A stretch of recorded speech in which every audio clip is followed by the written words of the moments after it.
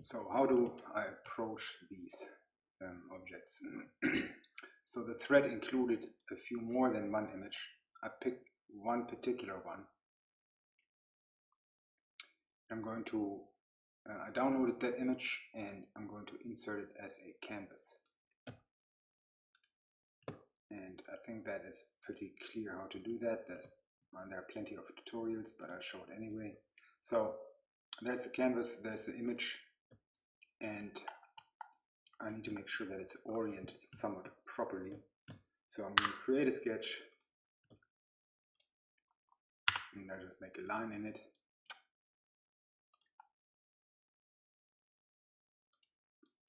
And that sketch is oriented here in the timeline before the canvas. So now when I edit this canvas, I can still see the sketch. So before I edit the canvas, I want to scale it and give it a dimension, maybe from here to here, maybe 120 millimeters. And that sketch is a little small now. So now I can edit that canvas and move it. Maybe I need my origin for B to be down here at this spot. And I may also want to rotate the canvas maybe by -0.5. That looks better.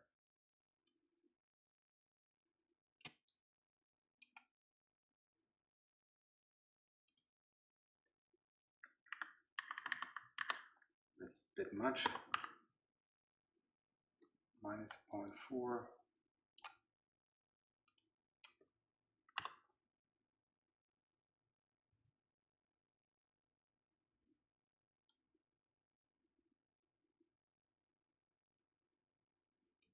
Yeah, that looks okay. So I don't need that particular sketch, and I could actually, sorry, that sketch. That sketch is just more or less a sacrificial sketch, just to have some geometry to align this object to.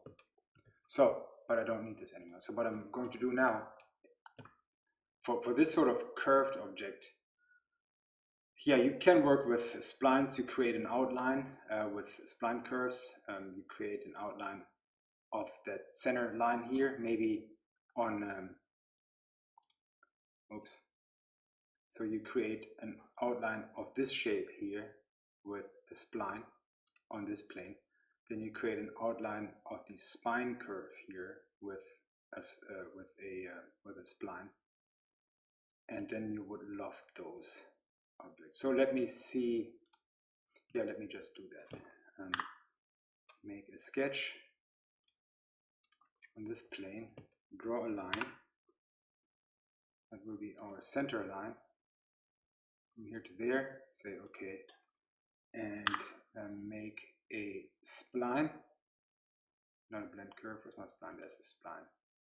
And yeah, I'm using these, what they're called, fit point splines. And I'm going to make another fit point spline. Probably need a few more fit points here, then 2.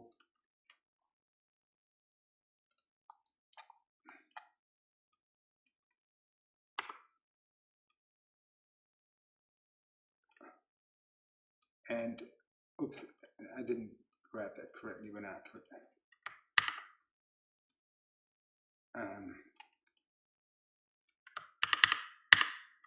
What the heck? So now those two line ends are connected. I guess I didn't pay proper attention. So I don't want to be overly accurate here. I just want to demo how to do this. So make sure you don't use too many spline fit points.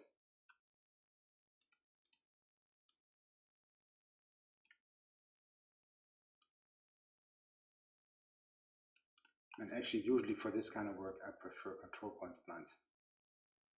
So next thing I'm going to do is L. create a line towards the center line.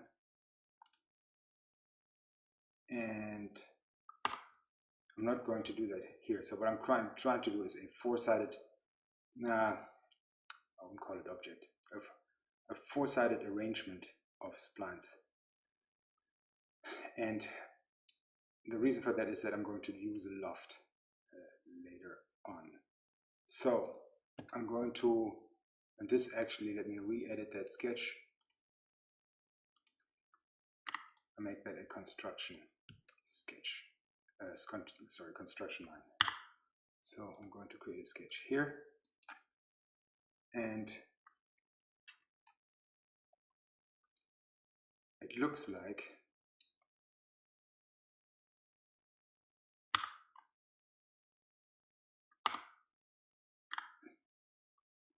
use another spline. That's a gentle curve, that's a gentle curve. So if I would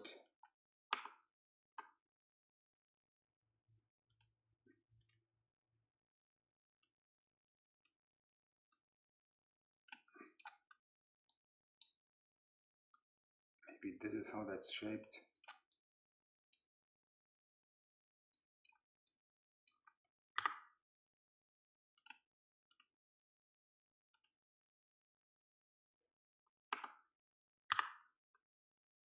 So I'm going to project that point into this sketch so I can make sure that I'm ending exactly at that point. All right, so the reason I made this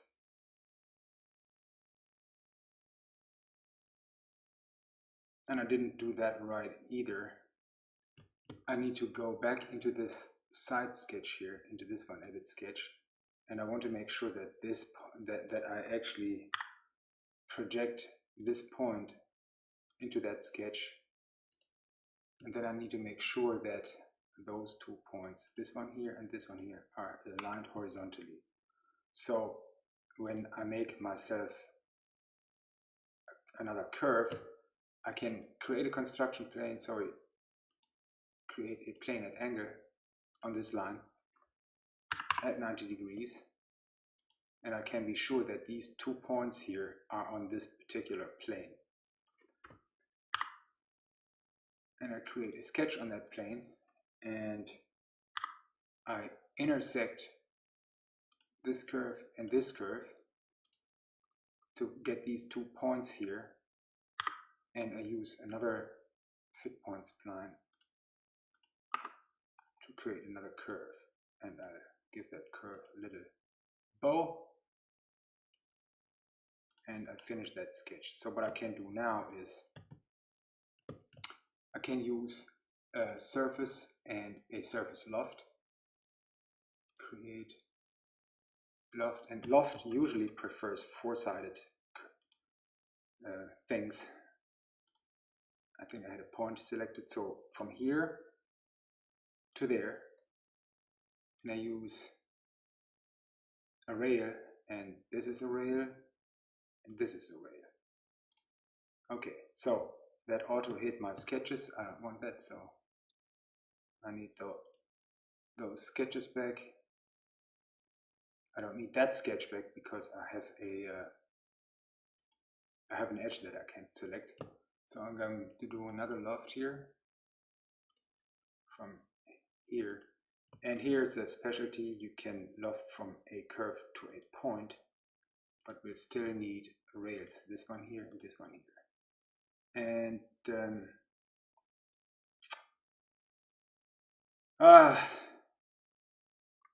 Fusion complaints. So screw that, we're just going to make a patch. But to create the best geometry, patch isn't usually the best tool, but we can just create a patch in this case.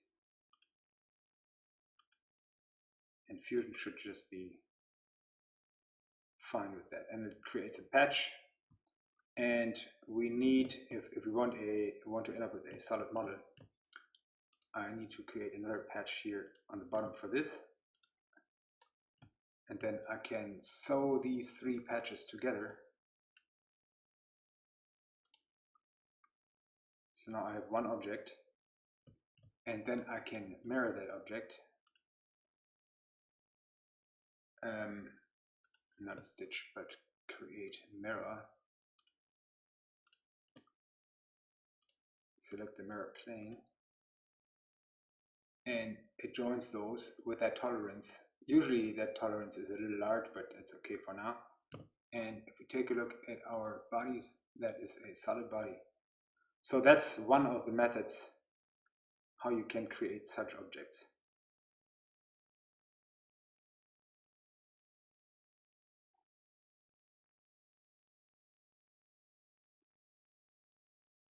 So what I don't like is this concave nature here. And you would have to create another rail to battle that. So in order to do that, is you have to roll the timeline back to before that loft, and I'm going to create an offset plane, maybe about here. That choice is a bit arbitrary, and because Fusion is parametric, you can move that plane around later on. And I'm going to create another sketch on that plane, and I'm going to use that intersect tool yet again to create intersection points with my curves. And what I'm doing here is basically I'm going to create another loft rail that my loft has to go through and hopefully follow that curve well enough without messing up the surface. Okay, so here's that loft, and edit feature, and I'm going to use another rail. Click on the plus sign here and use that as a rail. And why is it complaining? Somehow I messed up my curve, I believe. Edit sketch. No, that looks like a normal curve.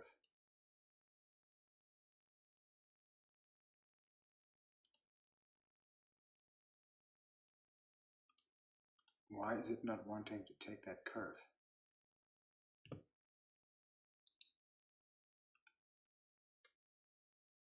Oh, yeah, that should actually not be a rail, because I lofted from here to there.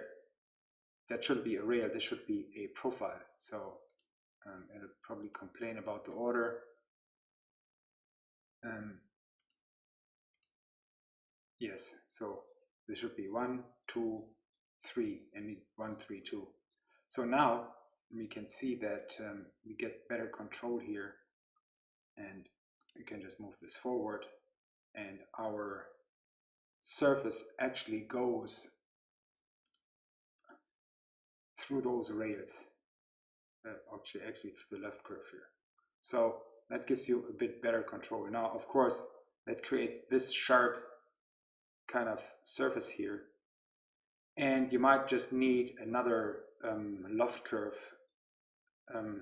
Let me do that. So using that same methodology, just to demonstrate that again, another construction plane, you might want to just pull that here into this area where we're most concave. Create another sketch on that surface, on that construction plane, intersect this again, and that's a repetitive workflow. And I'm going to use a control point spline in this case, because I sometimes find those easier to work with. Easier because I cannot control the tangent handle outside of actually editing a sketch, but I can pull around on this control point here while not actively editing the sketch, and I find that very helpful when I want to massage the shape of a surface. So here's a loft, and we need to do the same thing again, say plus Fusion complains about the order, and that should be profile 4. That should actually be profile 3, I believe. There's our surface. And what I meant by massaging or pulling around the control point, if you want to manipulate the curvature of a fit point spline, which I use here, you have to actually edit the sketch or create a little helper line in the sketch that connects to the tangent handle.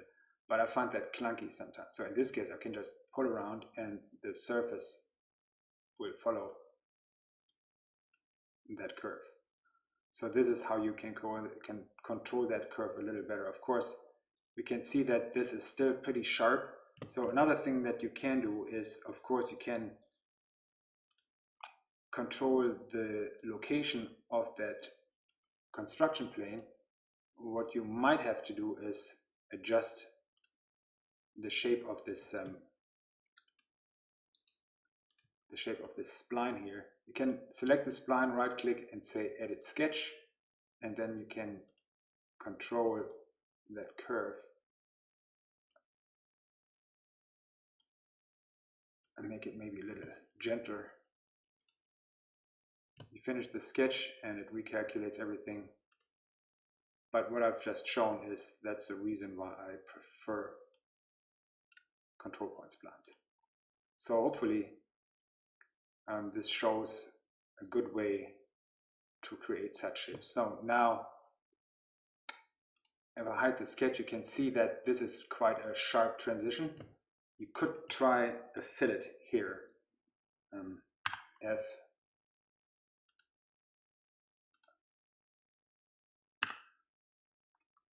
So that makes that a little rounder. And if you don't quite like that sort of fillet, you can change it from a constant to short length. Ugh, that looks horrible. Maybe 1 millimeter. That looks a little better. Yeah, I don't like these additional surfaces that it has to create here to maintain that short length condition. So I make that a constant. That does look a little better. And it doesn't have to be precise. You can just pull around on it, but yeah, maybe give that 2. And if you don't like this either, you can make that a 1 maybe, but it will complain that it can't create this.